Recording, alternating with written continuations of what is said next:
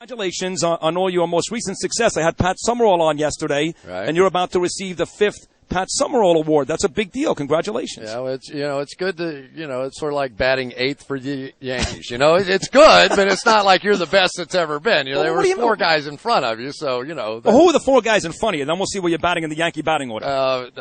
Who was it? Chris Berman, okay. Bryant Gumbel, okay. Pat, obviously. Right. So far, you're better than 2 of them. I got to give Summerall because he's older. And I don't know the rest. I don't know who it was, but yeah, I'm there. I'm not you. Right. I'm not an international, man of, New York, Miami, stirring the pot. I'm not you. I've heard it all. I've seen it all, but I'm not you, you know. But given the choice, would you even want to be me? All kidding aside, would you give up right now your Showtime show, working with Al Michaels, those 2 Super Bowls with the Bengals? Would you give it all up to be this? Yes, just to have your tan. Yes, I would.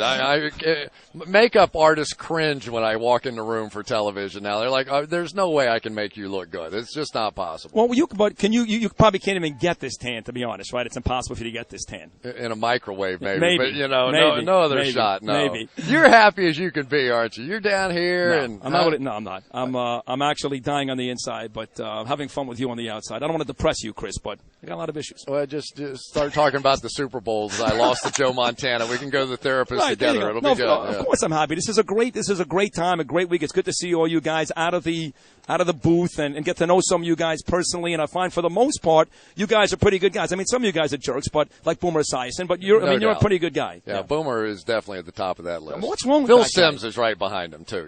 I like Phil. I get along good with Phil. Phil just crushes me. I mean, he does. Oh, he wears me out. Oh, you know what's funny about that? When he walked in, he goes, "Where's Collinsworth?" And he came back and whacked me on the back of the head while I'm in the middle of an interview. Why? What did you do? He didn't look for you. We do the Showtime show together. He is hilarious. He's funny, yeah. Oh my God. He's not as funny as Warren Sapp, though. Warren is off the charts. And Warren he's dangerous. Warren is great. He used to get me. We were walking downstairs. I was coming down the elevator. I was getting ready to call their game. Yeah. And I'm coming down the elevator with him, and I was going to get off on the workout floors on like the 4th, and he was going to the game. And I go, hey Warren, how you doing?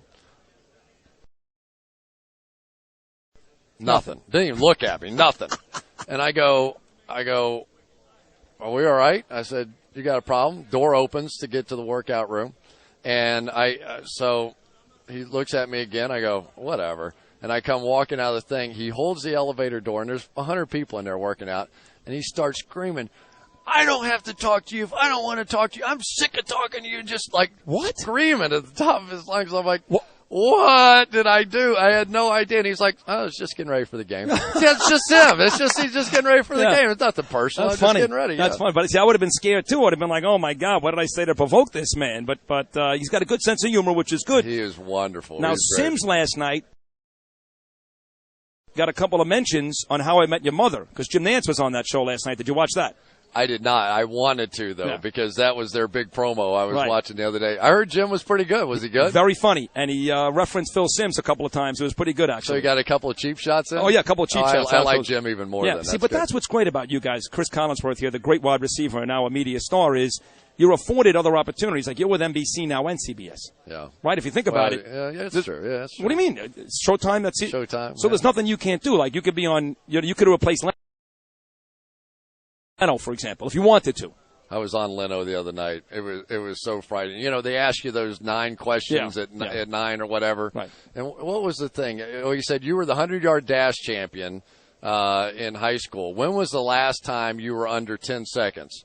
In 1976, 1986, or last night with Mrs. Collinsworth? I'm like, what the heck are you? Funny. I was like, now hold on. Now that's a personal foul, illegal use of the truth. You can't do that to me on national television. That's funny though. Yeah, that's funny. Good. That's why he's going back to 11:30, and Conan took the $42 million and got out. Yeah, that's not a bad escape clause. No, right? I mean, a little parachute that works. Truth be told, if Dick Ebersol called you today and said, "Listen, we're bringing Madden back with Michaels. You get $40 million, Collinsworth. Thanks for the memories. What do you do?" $40. Give me $40. I'm going back to the studio and watching my son play at Notre Dame and watching high school football game again. I'm good. That's great about your kid, by the way. And for people that don't know, in your playing days, you were a great player, and you mentioned losing to Montana twice. And I think what's funny is, they automatically, people, this generation at least, thinks about Montana. They think Rice, and they think Taylor and Craig and Rathman. And the team that beat you first, the Forrest Gregg team, the Kenny Anderson team, those guys weren't there. It was Solomon and Clark and Ring and Cooper and Russ Francis. It wasn't Brent Jones yet. So for all the guys that want to say, Montana only won because he had Jerry Rice, firsthand that's not true. Yeah. You mind if I call my therapist before we start talking about you want these more two bad Super memories? Bowls? Want more bad memories? Hey, Pete Johnson, get me a yard. Give me a yard. We were down 20-0 in the first half of that game. Is that right? I forgot that. We turned it over 3 times, and I did one too. Yeah. 3 times inside like the 10-yard line going in. I mean, we're going up and down the field. We could not. Forrest Gregg came in at halftime of that game, and he goes, well, you can't screw it up any worse than you did in the first half. Good luck in the second half, Well, you boys. made it a game. You made it a game in the second half. It came right down to it. All we had to do is convert on a 1-yard run. Well, you had one of the greatest quarterbacks that no one ever talks about. No one ever talks about Ken Anderson. I don't know.